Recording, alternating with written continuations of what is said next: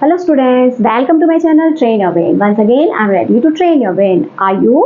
So, this is the part 2 of matter in our surroundings for class 9th. अभी part 1 में हमने क्या क्या डिस्कस किया about matter, particles of matter and states of matter. तो इससे आगे का टॉपिक जो है वो आज हम डिस्कस करेंगे, जो कि है can matter change it's state. क्या मैटर की स्टेट्स जो हैं वो चेंज हो सकती हैं या नहीं. तो इसी पर अब हम डिस्कस करने वाले हैं. Can matter change its states? यानी इसकी स्टेट चेंज हो सकती है या क्या. किसी सॉलिड को हम लिक्विड में चेंज कर सकते हैं या किसी लिक्विड को सॉलिड में चेंज किया जा सकता है क्या. तो इस टॉपिक के अंदर हम 2 पॉइंट्स की बात करेंगे कि 2 पॉइंट से इफेक्ट देखेंगे मैटर की स्टेट्स पर, जिसके थ्रू इनकी स्टेट्स को आपस में कन्वर्ट किया जा सकता है. तो पहला हम देखेंगे effect of change of temperature.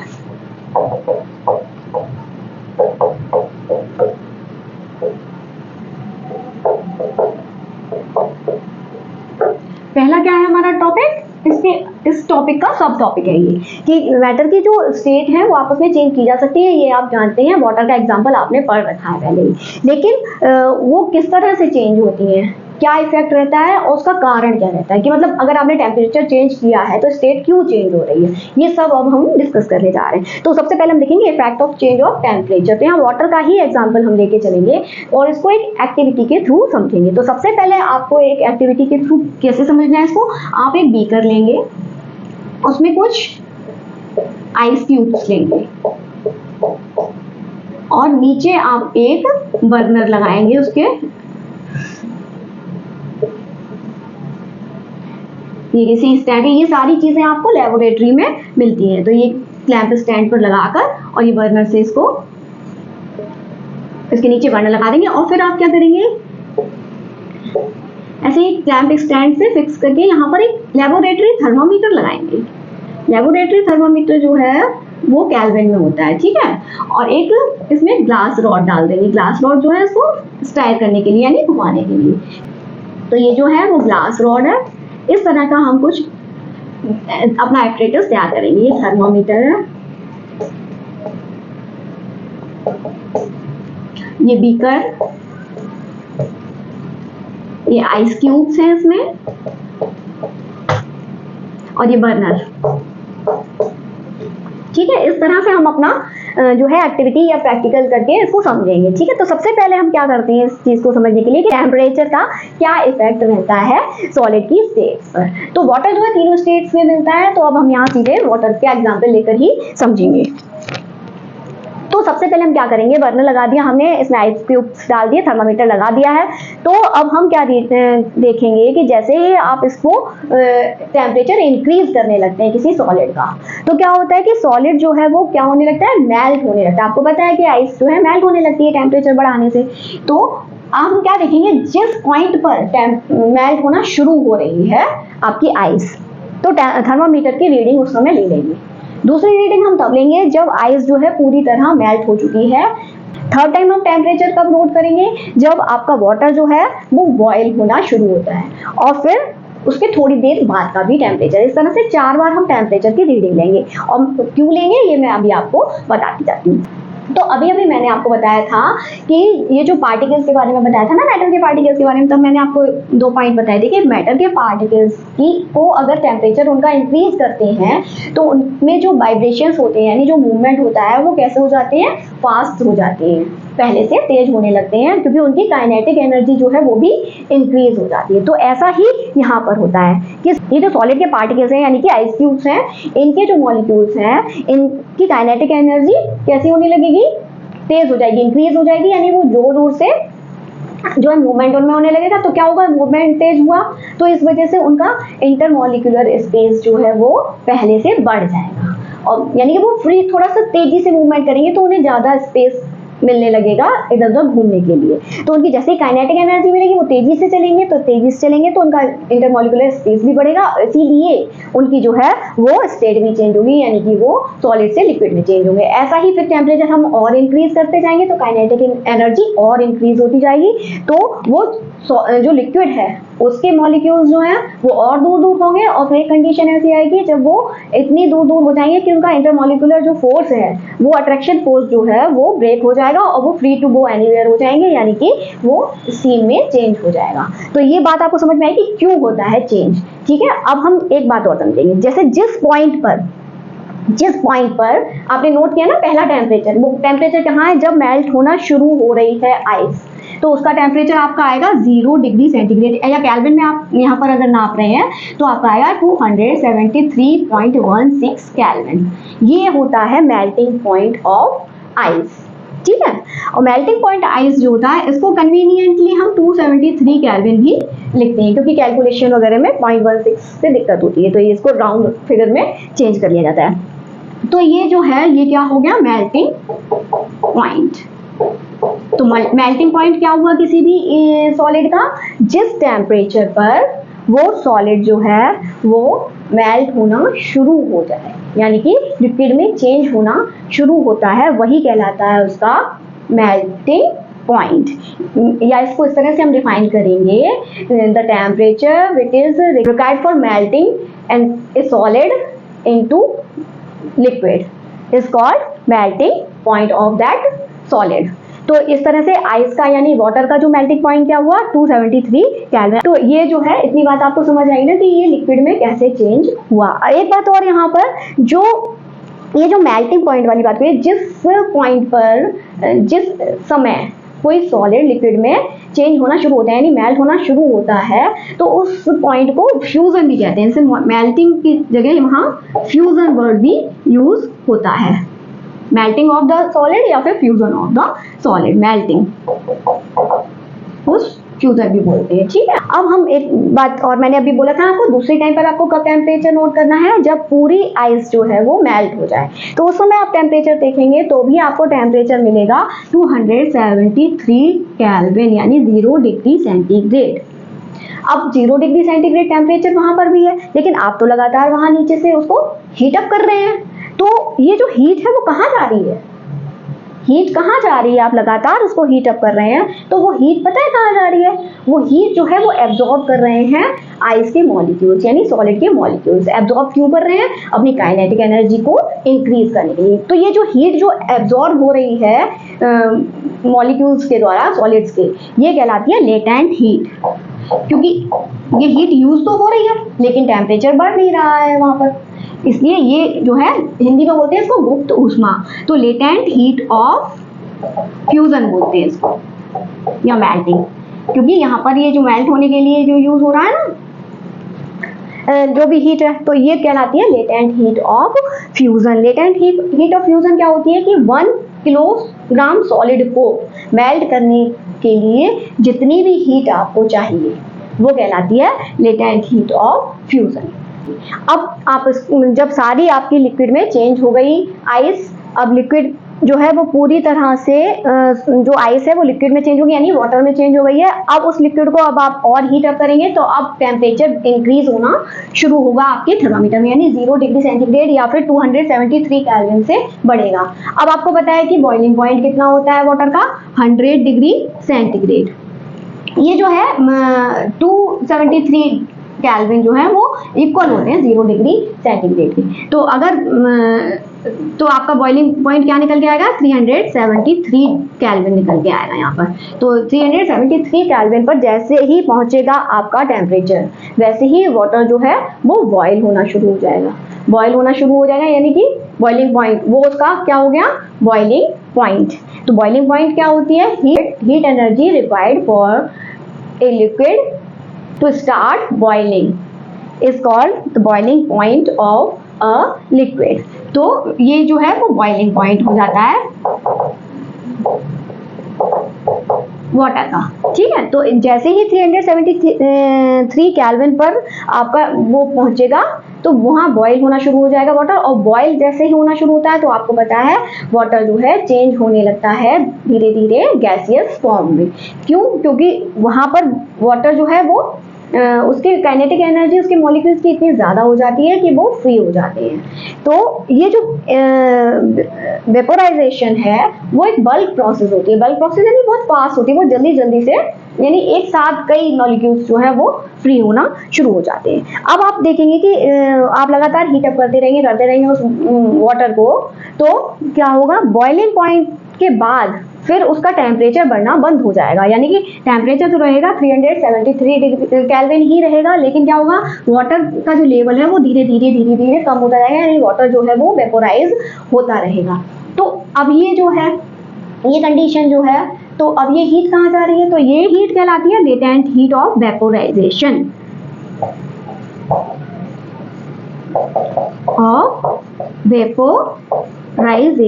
यानी कि यहाँ पर जो हीट आप दे रहे हैं अब वाटर को, वो उसके वाटर मॉलिक्यूल्स यूज कर रहे हैं अपने को गैसियस फॉर्म में चेंज करने के लिए, अपनी काइनेटिक एनर्जी बढ़ाने के लिए। तो कभी अभी आपने देखा होगा, कभी इस चीज से लेटेंट हीट को फील किया होगा कभी आपने, कभी देखिए 0 डिग्री सेंटीग्रेड का जो वाटर होता है और 0 डिग्री सेंटीग्रेड की जो आइस होती है, तो आप देखेंगे कि वाटर जो है वो ज्यादा चिल्ड होता है और आइस जो है वो कम चिल्ड लगेगी आपको टच करने में, क्योंकि वहां पर उनकी काइनेटिक एनर्जी ज्यादा है, उनके पास हीट, लेटेंट हीट है, इसीलिए। ऐसा ही वाटर के साथ होता है कि जब अब अगर 100 डिग्री सेंटीग्रेड का बॉयल वाटर है और 100 डिग्री सेंटीग्रेड की स्टीम है, तो अगर किसी को बर्न हो रहा है वाटर से, अगर कोई किसी को बर्न हुआ है तो उतना सीवर नहीं होता है जितना सीवर कि आपका स्टीम से बर्न होता है। कि अगर आप 100 डिग्री सेंटीग्रेड की स्टीम से बर्न हुए हैं तो वो आपका बर्न जो है वो ज्यादा होगा, आप ज्यादा जल जाएंगे उससे। क्यों? क्योंकि उसमें जो है लेटेंट हीट होती है। बात समझ में आ रही है ना, कि वो जो हीट अप होता जा रहा है उसको और हीट दी जा रही है, वो सारी उसके मॉलिक्यूल्स की काइनेटिक एनर्जी बढ़ाती देती है और उनमें उस समय हीट ज्यादा होती है। तो इसीलिए अच्छा, ये लेटेंट हीट ऑफ वेपोराइजेशन को हिंदी में भाप की गुप्त ऊष्मा बोलते हैं और इसको जो है वो शायद द्रव की गुप्त ऊष्मा बोलते हैं, ऐसा होता है लेटेंट हीट ऑफ फ्यूजन को। तो ये जो है, इतनी बात आपको यहाँ से ही समझ में आई, लेटेंट हीट क्या होता है और क्यों जो है वो स्टेट चेंज होती है टेम्परेचर इंक्रीज करने से। ये वाटर का एग्जाम्पल इसलिए हम लेके चलते हैं क्योंकि वाटर जो है वो तीनों स्टेट में पाया जाता है। ठीक, अब एक बात और हम यहाँ साथ में समझते हुए चलते हैं कि ये जो सॉलिड, लिक्विड और गैस पर जो टेम्परेचर का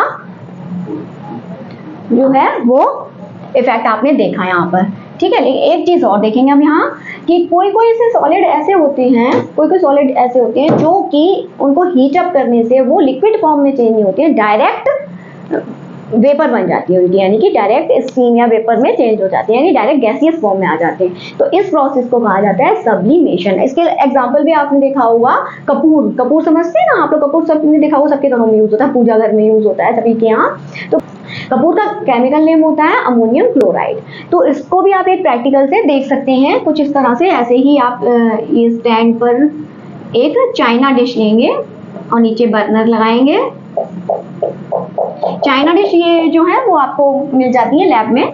चाइना डिश एक ऐसे देखने में कांच की डिश होती है, लेकिन आप इसमें कुछ रख के उसको हीट कर सकते हैं। तो आप ये इसमें कपूर की कुछ ले लेंगे, टिकियां ले लेंगे, या फिर पाउडर्ड फॉर्म में होगा अमोनियम क्लोराइड तो वो ले लेंगे और एक इन्वर्टेड फनल रख देंगे इसके ऊपर। फनल होती है ना, कांच की फनल होती है आपकी लैब में, और उस फनल की जो ये जो कीप है, इसका माउथ है, उसको आप कॉटन प्लग लगा देंगे उसमें, ठीक है।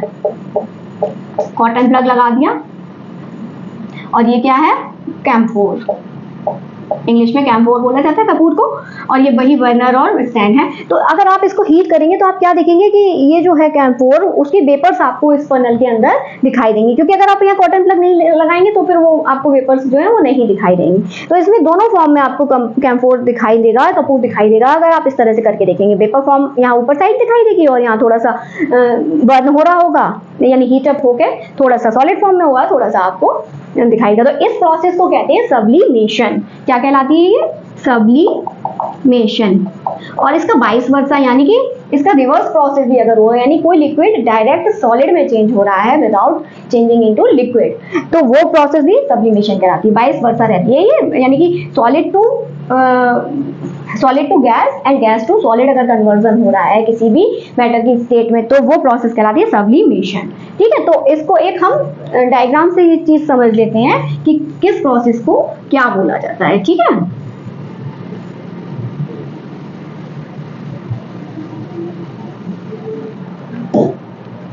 जैसे कि सॉलिड,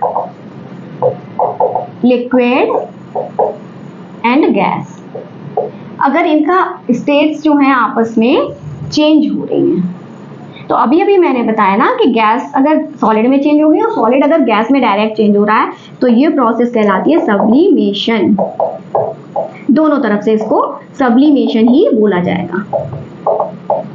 ऐसे ही अगर सॉलिड लिक्विड में चेंज हो रहा है और लिक्विड सॉलिड में चेंज हो रहा है, तो सॉलिड जब लिक्विड में चेंज होगा तो उसको मेल्टिंग या फ्यूजन बोलते हैं, और जब लिक्विड सॉलिड में चेंज होगा तो उसको सॉलिडिफिकेशन।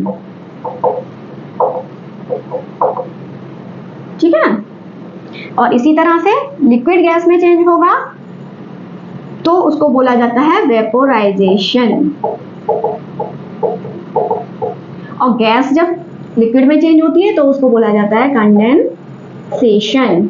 ये आपने पढ़ रखा है प्रीवियस क्लासेस में, जूनियर क्लासेस में आपको पढ़ाया जाता है ये सब चीजें, क्योंकि जो क्लाउड फॉर्मेशन की प्रोसेस होती है उसमें कंडेंसेशन आपको समझाया जाता है। वेपोराइजेशन और कंडेंसेशन दोनों ही वहां पर आते हैं। तो ये जो है ये आपको पता होनी चाहिए सारे टर्म्स कि किसको क्या बोला जाता है, मैटर की जो स्टेट चेंज हो रही है because of changing in temperature. ठीक है, तो इतनी बात यहाँ से आपको समझ में आ गई होगी।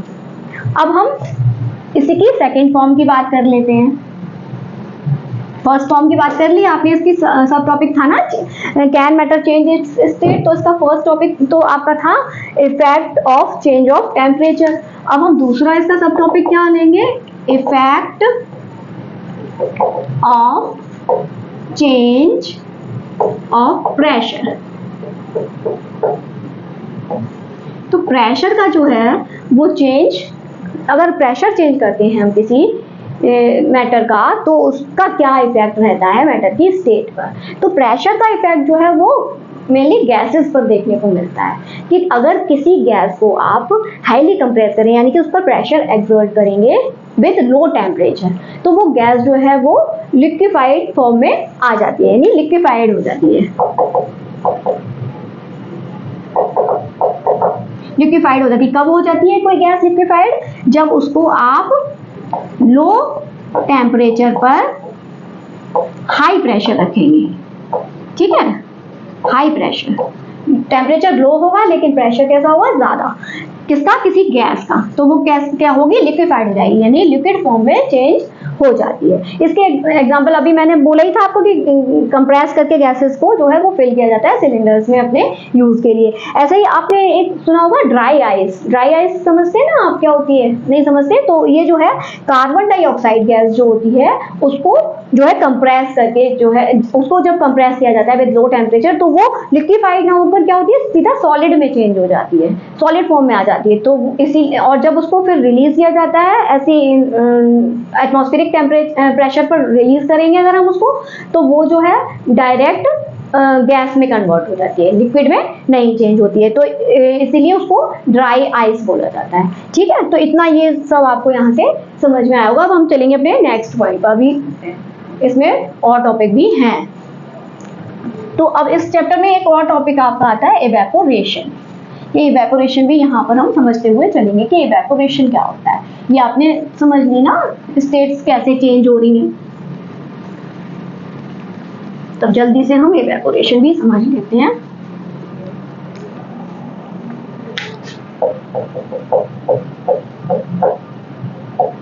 इवेपोरेशन क्या होता है, आपने नोटिस किया होगा कि वाटर जो है वो सिर्फ बॉइलिंग पॉइंट पर जाकर ही वेपोराइज होना शुरू नहीं होता है, वो बॉइलिंग पॉइंट से पहले भी इवेपोरेट होता है, यानी कि 100 डिग्री सेंटीग्रेड के नीचे भी वाटर का इवेपोरेशन होता है। क्योंकि कभी आप कपड़े सुखाने डालते हैं ना धूप में, तो क्या होता है, उनका पानी कहाँ जाता है, या फिर जैसे रेनी सीजन में बैट हो जाती हैं, सड़कें वगैरह सब गीला हो जाता है बारिश के बाद, तो फिर बाद में क्या होता है, जब बारिश बंद हो जाती है तो वो सब वाटर कहाँ जाता है, तो वो जो होती है इवेपोरेशन की प्रोसेस होती है, यानी कि वाटर का जो है वो गैसियस फॉर्म में चेंज जो है वो विदाउट 100 डिग्री सेंटीग्रेड तक पहुंचे भी हो जाता है। तो वो किस तरह से होता है ये समझने की बात है। जैसे कोई वाटर बॉडी है, वाटर बॉडी पर सनलाइट पड़ रहा है, ये वाटर बॉडी है और इस पे ये सनलाइट पड़ती है, जब सनलाइट पड़ रही है तो क्या होगा, वाटर का जो है टेम्परेचर इंक्रीज होगा। कहाँ का? लेकिन अपर लेयर का। पूरा नीचे तक जो वाटर है उसका टेम्परेचर इंक्रीज नहीं होगा, अपर लेयर का सबसे ज्यादा होगा, क्योंकि अपर लेयर पर डायरेक्ट सनलाइट पड़ रही है। तो क्या होता है कि अपर लेयर के जो मॉलिक्यूल्स होते हैं उनकी काइनेटिक एनर्जी इतनी इंक्रीज हो जाती है कि वो फिर अपनी सरफेस को छोड़कर वेपोराइज होना शुरू हो जाती है, यानी उनमें इवेपोरेशन की प्रोसेस शुरू हो जाती है। तो ये जो है इस तरह से इवेपोरेशन की प्रोसेस होती है। आपने इसके एग्जांपल भी है ना, कपड़े सूख जाते हैं, और ये वाटर साइकिल में भी इवेपोरेशन की प्रोसेस ही जो है वो काम आती है वाटर वेपर को, और ऊपर जाके वाटर वेपर कंडेंस हो जाती है, तो वो इस तरह से साइकिल चलती रहती है, फिर नीचे आ जाता है पानी। तो ये इवेपोरेशन की प्रोसेस जो है वहाँ काम करती है। अब हम इसके इवेपोरेशन की रेट जो है वो कौन कौन से फैक्टर्स जो है वो उसको इफेक्ट करते हैं। तो rate of evaporation is increase by, तो कौन कौन से फैक्टर्स हैं जो उसको इफेक्ट करते हैं और या फिर बढ़ाते हैं रेट को। तो सबसे पहला तो है an increase of temperature, second point है an increase of surface area, third point है आपका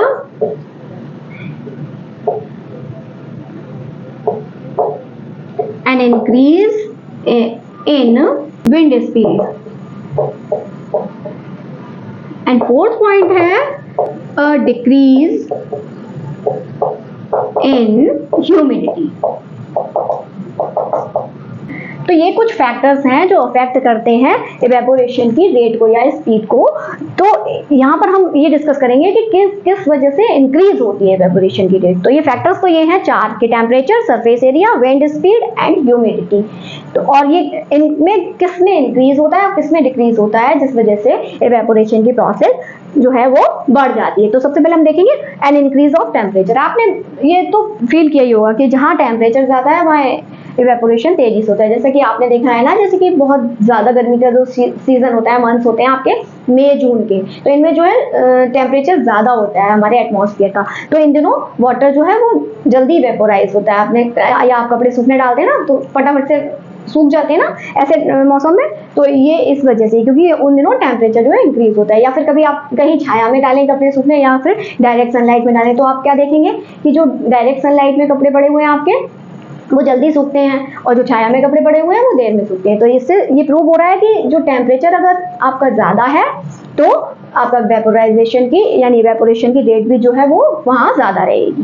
नेक्स्ट पॉइंट हमारा N increase of surface area. Surface area की बात करते हैं ना, कि अगर आप कपड़ों को फैला के नहीं डालेंगे यानी कि उसका सरफेस एरिया बढ़ाएंगे नहीं, तो आपके कपड़े यानी सरफेस एरिया ज्यादा होगा तो इवेपोरेशन भी ज्यादा होगा।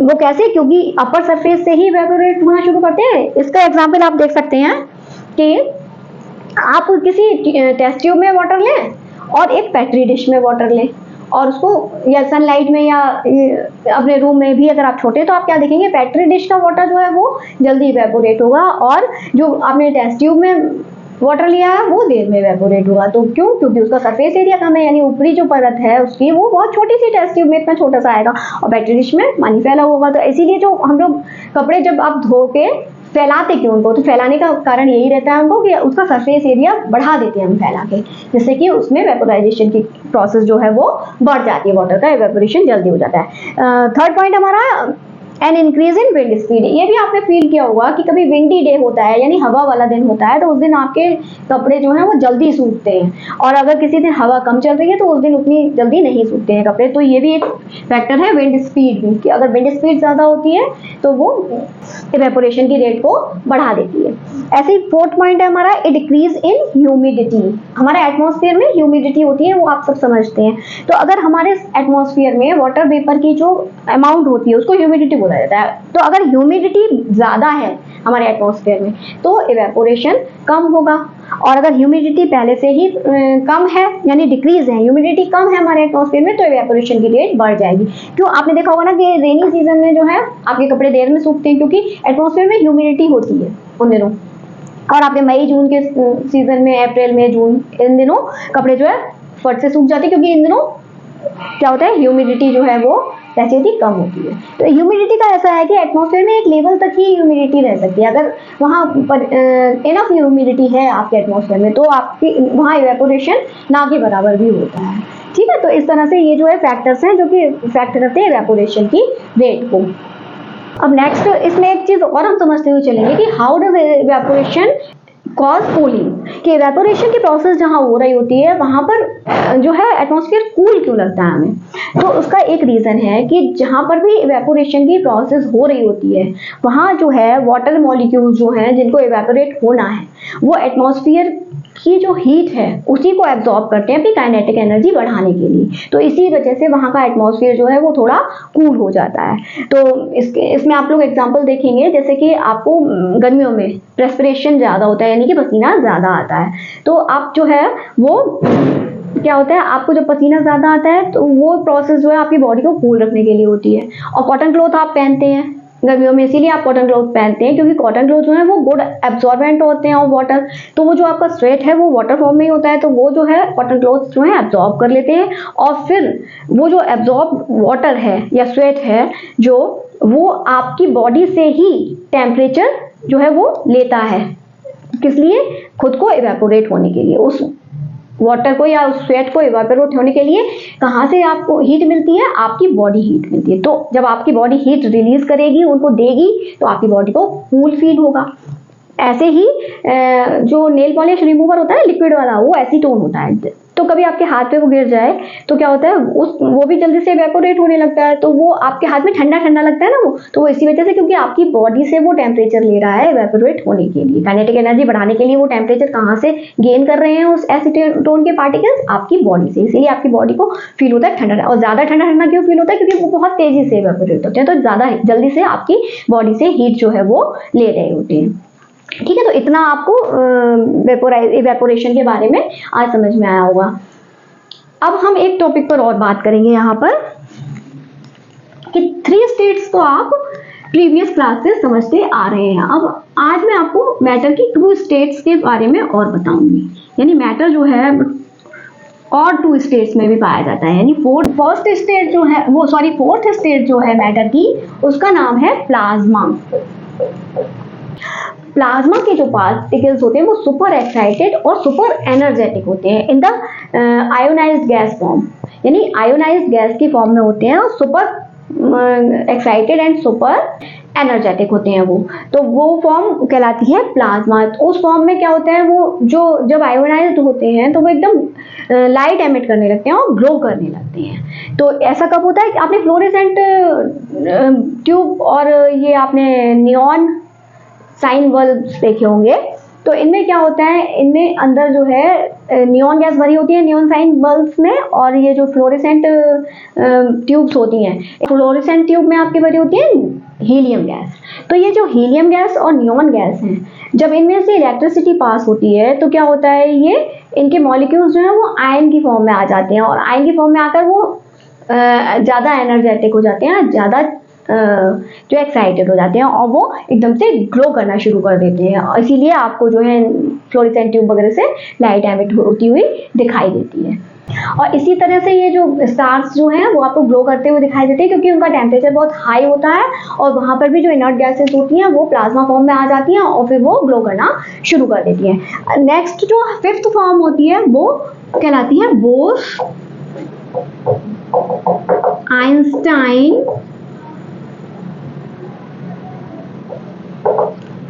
बोस आइंस्टाइन कंडेंसेंट। तो इसके पीछे एक हिस्ट्री है। तो एक इंडियन साइंटिस्ट हुए हैं सत्येंद्र नाथ बोस, उन्होंने 1920 में एक 5th स्टेट ऑफ मैटर जो है वो अपनी कैलकुलेशन से ये जाना कि एक 5th स्टेट ऑफ मैटर भी होती है। और उसी समय जो आइंस्टाइन है उनके साथ ही के साइंटिस्ट हैं, तो उसी समय आइंस्टाइन ने भी इसी चीज़ पर जो है थोड़ा बहुत रिसर्च किया और उन्होंने भी ये कैलकुलेट किया कि मैटर की जो है 5th स्टेट भी होती है। लेकिन उस समय इन लोगों का ज़्यादा काम हो नहीं पाया, तो फिर उसके बाद क्या हुआ 2001 में 3 साइंटिस्ट हुए, नाम मुझे नहीं याद है उनके। तो उन तीनों साइंटिस्ट ने क्या किया कि इनकी रिसर्च वगैरह पर आगे और रिसर्च की इनके पॉइंट्स पर, तो उन्होंने ये जो है 5th स्टेट बनाकर दिखाई और इसके लिए उन्हें 2001 में नोबेल प्राइज भी मिला है। तो ये स्टेट जो है उसको नाम उन्होंने साइंटिस्ट के ऑनर में ही बोस आइंस्टाइन कंडेंसेंट नाम दिया।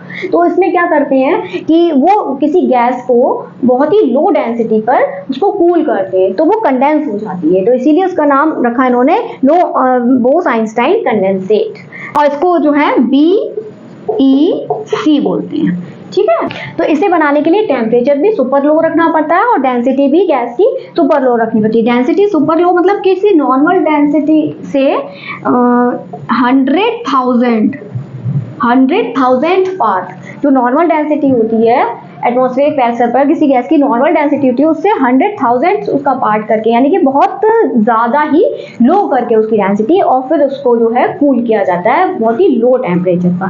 तो इस तरह से जो है एक 5th फॉर्म जो है मिलती है हमें बोस आइंस्टीन कंडेंसेंट, इसको BEC लिखा जाता है शॉर्ट में। तो इतना आपने जाना आज मैटर इन अवर सराउंडिंग्स के बारे में, यानी मैटर के बारे में आपने आज जाना मेरे साथ, मैटर की स्टेट्स के बारे में, मैटर की स्टेट्स को किस तरह आप चेंज कर सकते हैं, मैटर की 2 नई स्टेट्स के बारे में और इवेपोरेशन की प्रोसेस के बारे में। तो आज का ये वीडियो आपको कैसा लगा मुझे कमेंट करके ज़रूर बताइए। अगर अच्छा लगा है तो लाइक कीजिए, अपने फ्रेंड्स के साथ शेयर भी कीजिए। अगर मेरे चैनल पर नए हैं तो चैनल को सब्सक्राइब कीजिए और बेल आइकन को ज़रूर हिट कीजिए, जिससे आने वाले वीडियोस के नोटिफिकेशन आपको टाइम टू टाइम मिलते रहें। मिलूंगी आपसे नेक्स्ट वीडियो में, तब तक के लिए कीप स्टडिंग, बिकॉज पढ़ेगा इंडिया तभी तो बढ़ेगा इंडिया। नमस्ते।